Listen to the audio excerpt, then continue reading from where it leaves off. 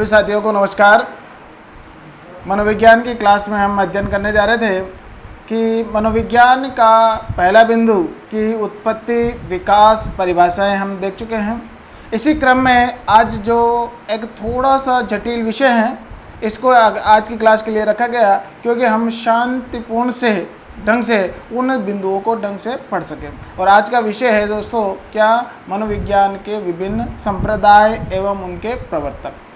अब ये बात आ जाती है कि संप्रदाय शब्द, जैसे मैंने पहले वाले क्लास में भी बताया था कि संप्रदाय क्या होता है साथियों। जैसे अपने राजस्थान के इतिहास और कला संस्कृति में बिंदु आता है कि विभिन्न प्रकार के संत और संप्रदाय, वहाँ तो सुना था, लेकिन क्या मनोविज्ञान में भी ऐसे संप्रदाय आ जाते हैं क्या? बिल्कुल। संप्रदाय का औचित्य यह है कि एक व्यक्ति तपस्वी होता है और उसके अनुयायी साथ में उस विचारधारा को आगे बढ़ाने लग जाते हैं, तो वो एक जो है जखीरा, वो क्या कहलाता है? एक संप्रदाय बन जाता है। इसी तरह मनोविज्ञान में भी एक किसी प्रकरण, विषय वस्तु का अनुसंधान करता कोई एक व्यक्ति होता है, खोज करता एक व्यक्ति होता है, और उस बात को आगे बढ़ाने वाले जो और भी अनुयायी साथी मिल जाते हैं और वो फिर जिस विषय को आगे बढ़ा जाते हैं, वो क्या कहलाएगा? संप्रदाय।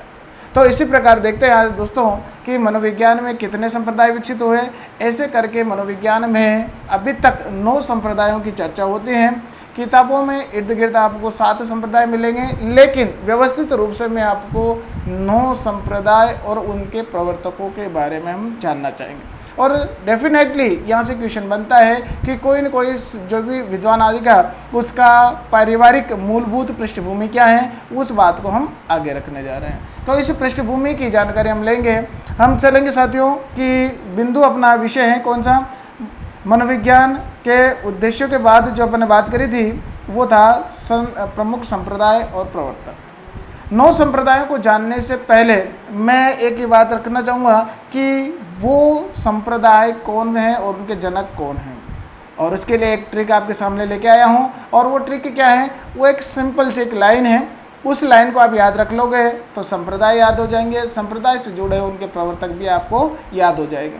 पहले हम क्रमशः सिस्टमेटिक ढंग से समझ लेते हैं कि कौन संप्रदाय है और कौन उसका प्रवर्तक, फिर उसके बाद में अगली गहराई से चर्चा करते चलेंगे।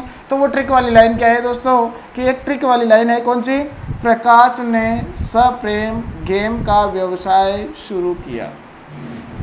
अब इसका मतलब है कि प्रकाश ने सप्रेम गेम का व्यवसाय शुरू किया। क्या इससे हमारा संप्रदाय निकल आएगा? बिल्कुल निकल के आएगा दोस्तों। कौन कौन से संप्रदाय हैं वो मैं आपको दिखाता हूँ कि जैसे पहला मैं लाइन ले रहा हूँ कौन सा? प्रकाश से एक संप्रदाय निकलेगा, प्रकार्यवाद। कौन से क्रम में है देखते हैं दोस्तों। जैसे पहला संप्रदाय बन के आता है प्रकाश से प्रकार्यवाद, और उसका प्रवर्तक कौन है? William James. अब आप कहोगे कि सर आपने सबसे पहले तो संप्रदाय संरचनावाद बताया था जब हम चेतना के मनोविज्ञान पढ़ रहे थे। तो दोस्तों ये ट्रिक के आधार पर ऊपर नीचे हो सकते हैं, लेकिन उसको मैं पढ़ाते समय आपको क्रमशः पढ़ाऊँगा किस प्रकार से इनकी उत्पत्ति और विकास हुआ है। तो आप पहला वाला जो है याद रखेंगे, संप्रदाय कौन सा? प्रकार्यवाद, और क्रियाशील वाला भाग, और इसके प्रवर्तक कौन है? William James. अगला इनका जो आता है कौन सा? श से जुड़ा हुआ, जैसे ये वाला श जुड़ा, ये हो गया है पहला प्रकार्यवाद। दूसरा श से संरचनावाद, जो इसके गुरु है विलियम वुंट के द्वारा ये पहला संप्रदाय मनोविज्ञान में बनाया गया। आगे चलेंगे, ये दूसरा संप्रदाय बन जाए। न साइलेंट है शब्द। अगला जो आएगा तीसरा जो संप्रदाय बनेगा स से, तो फिर देखते हैं कौन सा संप्रदाय आता है। वो संप्रदाय आता है दोस्तों संज्ञानवाद। तो संज्ञानवाद का प्रवर्तक विशेषज्ञ कौन है? जीन पियाजे है। इसका मतलब आगे चले, स के बाद प्रे आएगा, तो प्रे से कौन सा संप्रदाय आता है? प्रे से आता है दोस्तों प्रेरकीवाद, और उसका प्रवर्तक कौन है? मैकडूगल। आगे पढ़ेंगे चर्चा, इनकी डिटेल आगे बढ़ाऊंगा। अगला शब्द कौन सा आता है? म आता है। म से कौन सा संप्रदाय बना है? म के बाद जो संप्रदाय बना है वो है मनोविश्लेषणवाद। कभी जाना माना नाम है, और इसके बारे में भी अपन खूब चर्चा करेंगे और कर भी चुके हैं। आगे भी इसके बारे में विस्तार से चर्चा करें। म से अब आता है अगला गे। घे से कौन सा संप्रदाय बनता है? घे से बनता है दोस्तों गेस्टाल्टवाद, छठा संप्रदाय, और उसके प्रवर्तक और मैक्स वेदेमर। जर्मन शास्त्रियों ने इसका विकास किया है। आगे इसकी डिटेल पढ़ेंगे। 6 संप्रदाय हुए। 6 के बाद जो है अगला शब्द आ रहा है वापस म, घे के बाद म। इसका मतलब कि म से एक हो गया मनोविश्लेषण, तो इसका मतलब इस म से भी नया संप्रदाय निकल के आ रहा है। और वो संप्रदाय कौन सा है दोस्तों? म से है मानवतावाद। और मानवतावाद विद्वान किसे कहा जाता है? अब्राहम मैस्लो को। मानवतावादी विद्वान किसे कहते हैं? अब्राहम मैस्लो को। तो इसका संप्रदाय भी क्या हो गया? मानवतावादी विश्लेषण। अगला चलते हैं दोस्तों। म के बाद का जो शब्द है वो साइलेंट है। उसके बाद जो शब्द जुड़ता है व्यय, व्यय से हमारा संप्रदाय निकल के आएगा, वो होगा 8वां। और वो कौन सा संप्रदाय दोस्तों?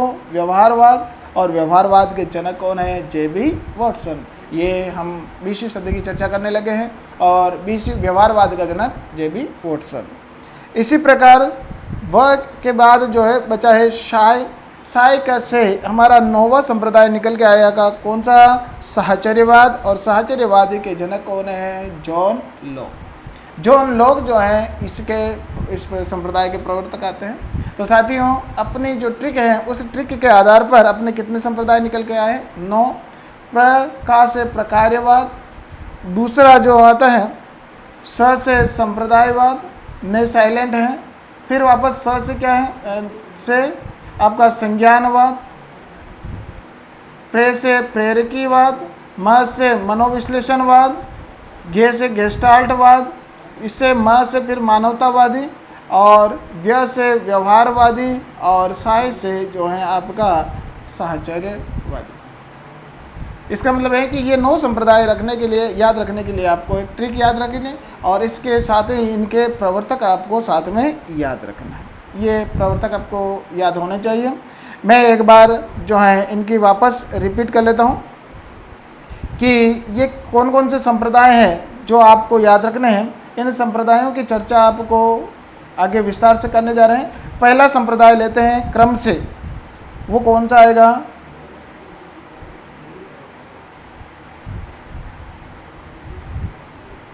प्रकार्यवाद। साथियों, प्रकार्यवाद क्या मनोविज्ञान का पहला संप्रदाय है कि नहीं है? प्रकार्यवाद दूसरा संप्रदाय है। और पहला कौन सा है? संरचनावाद। तो यहाँ पर एक प्रश्न खड़ा होता है कि ये जो संप्रदाय बने हैं कौन सी सदी में विकसित हुए हैं? मैंने आपको जब मनोविज्ञान का विकास पढ़ाया था तब आपको तीसरा जो चरण बताया था वो कौन सा था? चेतना का विज्ञान। चेतना का जब विज्ञान हमने शुरू किया था तो इस चेतना के विज्ञान की चर्चा करने वाले कौन थे? William Wundt. विलियम वुंट के द्वारा जब इस संरचनावाद चेतना को जब विकसित करने लगे तब उन्होंने लिप्जिंग में प्रयोगशाला खोली, और वहाँ पर जो है प्रयोग विधि का निर्माण करके प्रयोग करने लगे, और ये कुनबा आगे से आगे बढ़ने गया। इसका मतलब है कि ये चर्चा यूँ आ रही थी कि इससे पहले दूसरी सदी में जो दूसरा जो चरण था वो क्या था? मन और मस्तिष्क का विज्ञान कहा जाता था। मन और मस्तिष्क का विज्ञान जब आप कह रहे हो तो इसमें यूँ बात आती है कि मन और मस्तिष्क का विज्ञान कि इसका नामकरण कैसे बढ़ा। तो साथियों, मनोविज्ञान का पहला संप्रदाय है वो जो आपके सामने दिख रहा है, कौन सा है? प्रकार्यवाद। तो अब ये प्रश्न आता है, क्या सबसे पहले ही बना क्या? नहीं। तो सबसे पहले जो बना है वो कौन सा है? संरचनावाद। तो इसका मतलब उसकी उत्पत्ति कौन से चरण में हुई है? तो मैंने आपको बताया था कि मनोविज्ञान का जब तीसरा चरण चल रहा था जिसका नाम है चेतना का विज्ञान। चेतना के विज्ञान की चर्चा करने वाले कौन थे? विलियम वुंट था। विलियम वुंट ने जो है पहली मनोविज्ञान की प्रयोगशाला लिप्जिंग में स्थापित की, प्रयोग भी किए, और उसके बाद उसके शिष्यों ने उस काम को बहुत आगे बढ़ाया।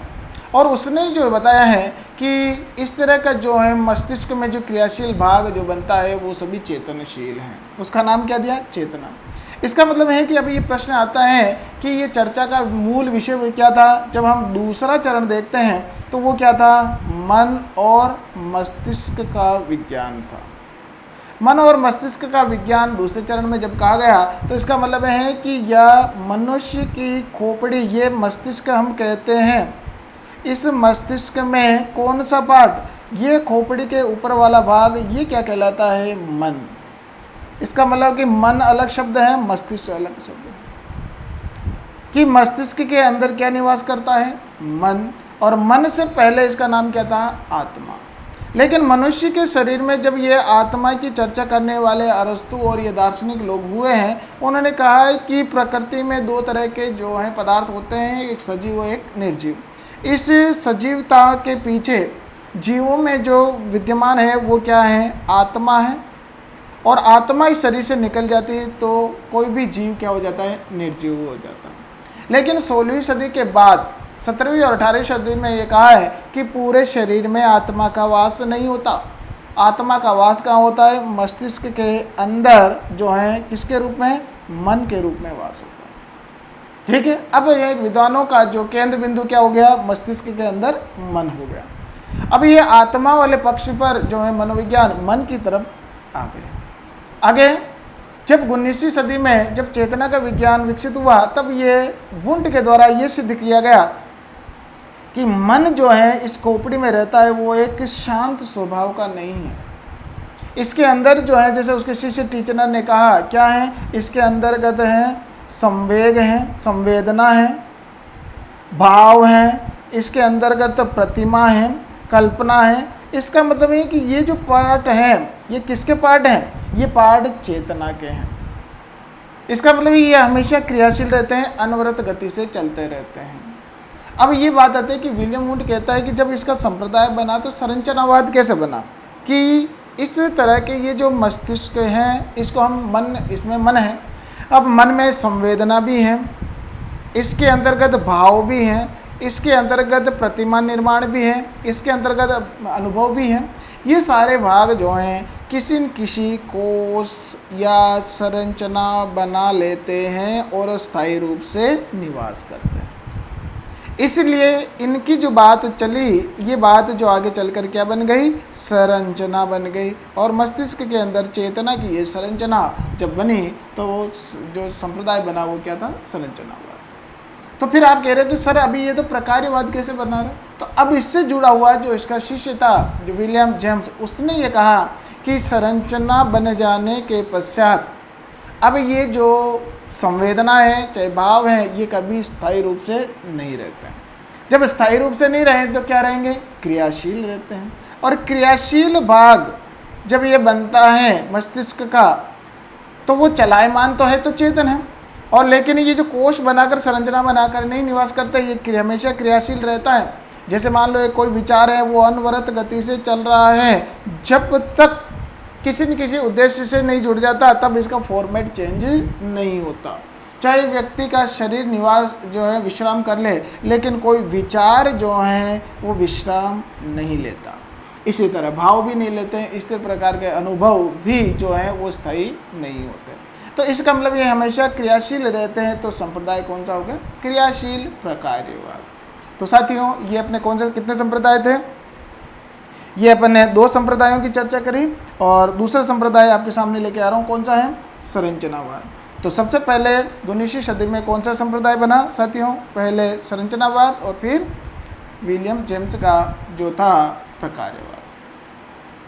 अब इसी क्रम में तीसरा जो बनता है वो मनोविश्लेषणवाद है। लेकिन मनोविश्लेषण का क्रम जो है अपने बाद आ रहा है, इसके बाद संज्ञानवाद के। तो हम क्रम से अध्ययन कर लेते हैं, फिर बाद में इसकी समीक्षा कर लेंगे कि 19वीं सदी में कितने संप्रदाय बने थे? 3। एक कौन सा? संरचनावाद, उसके बाद प्रकार्यवाद और तीसरा मनोविश्लेषणवाद। बाकी के सारे जो संप्रदाय हैं 6, वो सभी 20वीं सदी के हैं, आधुनिकतम संप्रदाय हैं। ठीक है। तो तीसरा संप्रदाय आपके सामने लेके आ रहा हूँ। कौन सा है? वो है संज्ञानवाद। संज्ञानवाद का जनक कौन है? जीन पियाजे। अब जीन पियाजे ने कहा है कि संज्ञान ज्ञान क्या जो अपने शरीर में मन में जो समावेश होता है वो एक निश्चित विकास के क्रम के आधार पर होता है। जैसे इन्होंने कहा कि मनुष्य का जब ये जन्म होता है, न्यू बॉर्न बेबी ये जन्म लेता है और जन्म लेने के बाद इसकी ये माँ के गर्भ में रहता है। माँ के गर्भ में से बाहर आते ही इसकी क्या सक्रिय हो जाती है साथियों? इंद्रियां सक्रिय हो जाती हैं और इंद्रियों के द्वारा विभिन्न प्रकार की क्या प्राप्त करता है? वो अनुभूतियाँ प्राप्त कर लेता है और ये अनुभूतियाँ ही क्रमशः विकास के साथ जो है परिपक्व होती चलती हैं। इसलिए इंद्रियों का अनुभूत ज्ञान वो क्या है, संज्ञानवाद कहलाया। और ये विकास क्रम कब, जन्म से लेकर इन्होंने बताया है 14 वर्ष तक। इसका मतलब जन्म से लेकर 14 वर्ष तक जो बालक की इंद्रियां विकसित होती जाती है और इससे इस कायनात या प्रकृति का जो है ज्ञान ऑब्जर्व करता है, यही विकास क्रम या विकासवाद या संज्ञानवाद कहलाता है। तो विकासवाद के जनक भी कौन है, जीन पियाजे, और संज्ञानवाद के जनक भी कौन है, जीन पियाजे। तो इस प्रकार के संप्रदाय की चर्चा चलती रही। अगला मैं चौथा संप्रदाय आपके सामने लेके आ रहा हूँ और वो संप्रदाय कौन सा बनेगा दोस्तों, प्रेरकीवाद। प्रेरकीवाद में जो बात आती है कि इसका प्रवर्तक कौन है, मैकडूगल। मैकडूगल की चर्चा पहले आई है क्या, कि इसने जो है चेतना की निंदा करी, आउटलाइन ऑफ साइकोलॉजी पुस्तक भी लिखी और उस आधार पर इसने जब बाद में मनोविज्ञान में जो इसकी देन आई थी वो किसके संबंध में आई थी, वो आई अभिप्रेरणा में। और अभिप्रेरणा में इसने सिद्धांत दिया था कौन सा, मूल प्रवृत्ति का सिद्धांत। जब ये मूल प्रवृत्ति का सिद्धांत इन्होंने दिया था तब मूल प्रवृत्ति जो है उस किसके पीछे छुपी हुई है, संवेग के पीछे छुपी हुई है। और संवेग जो है ये अदृश्य भाग है और संवेग जब जागृत होता है, जैसे मान लो संवेग हो जगह हर्ष, तो इसके प्रति शरीर का जो व्यवहार होगा वो कौन सा होगा, वो मूल प्रवृत्ति होगी। जैसे हर्ष होने पर वो हाथ घुमाना, प्रेम करना, प्यार करना, इस तरह की जो व्यवहारिक क्रिया होती है वो कौन सी है, मूल प्रवृत्ति कहलाए। इसी प्रकार वही बात, जैसा उसी हाथ से मैं क्रोध संवेग जग गया, तो क्रोध जगते ही वही हाथ आपका, अभी यहाँ हाथ जो है आपको हाथ सहला रहा था और यही क्रोध आते ही यही हाथ आपको क्या लगाएगा, चपत लगाएगा। इसका मतलब है कि शरीर का जो हाथ का जो व्यवहार बदल गया वो इसके पीछे इसका मतलब ताकत क्या थी, वो संवेग था।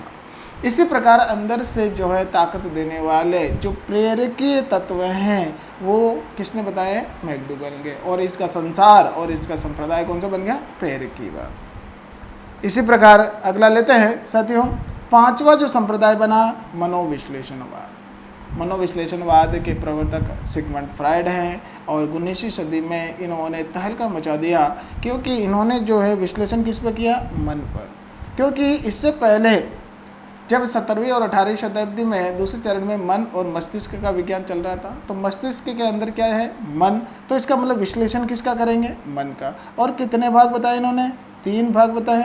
और वो 3 क्या है, आपको सामान्य रूप से ज्ञान है, चेतन मन, अचेतन मन और तीसरा कौन सा है, अर्ध चेतन मन।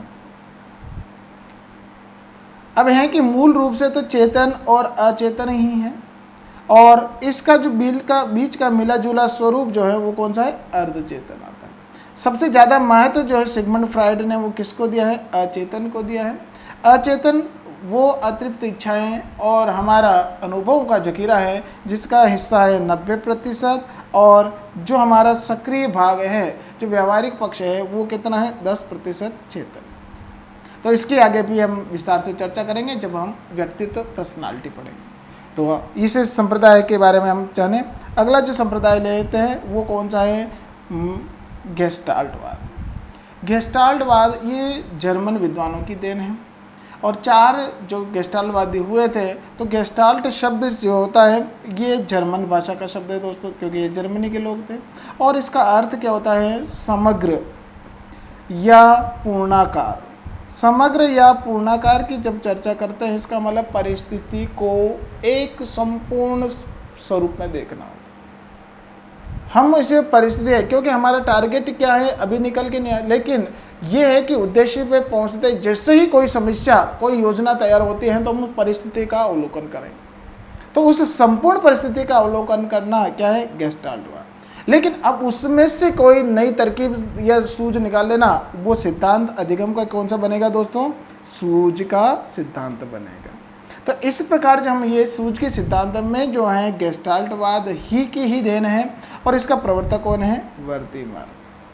अब इनके सहयोगी जो जुड़े हैं प्रयोग करने वाले चिंपांजी पर, वो कौन है, कोहलर है। फिर इनके साथ और जुड़े थे कोपका भी था जिसने प्रयोग और सिद्धांत लिखे हैं, और उसके साथ एक विद्वान और था चौथा कुर्ट लेविन। इन चारों जर्मन शास्त्रियों ने जो है नया संप्रदाय बनाया। उस संप्रदाय का नाम क्या है दोस्तों? गेस्टाल्टवाद। इसी क्रम में सातवां संप्रदाय लेके आ रहा हूँ, मानवतावाद। और मानवतावाद के प्रवर्तक कौन है? Abraham Maslow. अब्राहम मैस्लो की चर्चा आएगी आपके दोस्तों अभिप्रेरणा में। और अभिप्रेरणा का सिद्धांत जब इन्होंने दिया था तो इन्होंने कहा है कि आवश्यकता या मांग का सिद्धांत। आवश्यकता कौन सी होती है? मनुष्य की आवश्यकता होती है। और मनुष्य की आवश्यकताओं का उन्होंने एक क्रम बताया था कि मनुष्य का जो क्रम है वो एक निश्चित क्रम से ऊपर की ओर बढ़ता है। मनुष्य की आवश्यकताएं सबसे पहले, जैसे मान लो उन्होंने पहला क्रम बताया था, वो कौन सी थी? जैविक आवश्यकताएं बताई। फिर उसके बाद जो है उन्होंने सुरक्षा की बताई। फिर उसके बाद अपन चले तो उन्होंने परिवार या समूह की आवश्यकता बताई। फिर उन्होंने समूह के बाद उन्होंने जो है अपना मान, सम्मान, यश की आवश्यकता बताई। और फिर है मोक्ष प्राप्ति की आवश्यकता बताई। इस प्रकार जब ये आवश्यकता का क्रम ऊपर से बढ़ता जाता है तो ये आवश्यकताएं कौन सी हैं? मानवीय होने के कारण और वास्तविक होने के कारण हर एक मनुष्य की आवश्यकता यही है। इसी कारण इसे मानवतावादी विद्वान कहा गया है। और ये आगे हम जब अभिप्रेरणा पढ़ेंगे तब भी और चर्चा करेंगे साथियों।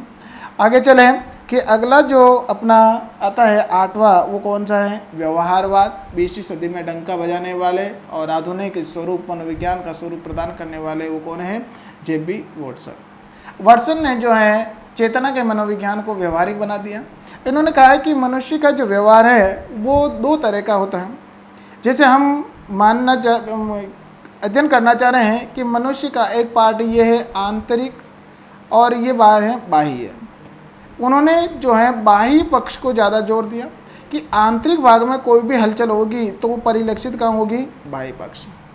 जैसे यहाँ पर आ रहा है क्रोध, तो क्रोध का डिस्प्ले क्या होगा? यहाँ पर आंखें जो आपकी क्या होगी? लाल होगी, आपके खून गर्म होगा। इस तरह का इसका मतलब है कि ये व्यवहार देखकर हम कौन से आंतरिक भाग को जान सकते हैं। इसका मतलब है कि हमारा पूरा डिस्प्ले ये जो है भाग ये व्यवहार है, व्यक्तित्व है। इसको देख लेंगे तो हम किसको बारीकी से जान जाएंगे? मनोविज्ञान को जान जाएंगे। तो इसका मतलब है कि हमें मनोविज्ञान के वैज्ञानिक ढंग को अध्ययन करते जाएंगे तो कहाँ पहुँच जाएंगे? हम मनोविज्ञान की ओर पहुँच जाएंगे।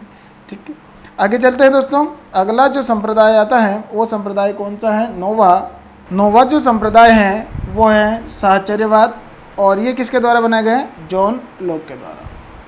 इस प्रकार जो जॉन लॉक ने ये बताने का प्रयास किया कि ए फॉर एप्पल और पावलोव के द्वारा जब भोजन से घंटी का संबंध बना दिया तो इसी प्रकार अधिगम कराते समय जीवों को हम साहचर्य की वस्तुओं को आधार पर हम आगे बढ़ा सकते हैं। इसी तरह जो कई विद्वानों ने आगे भी अनुसंधान जारी हैं कि इस क्रम में हम मनोविज्ञान को किस दिशा में और ले जा सकें।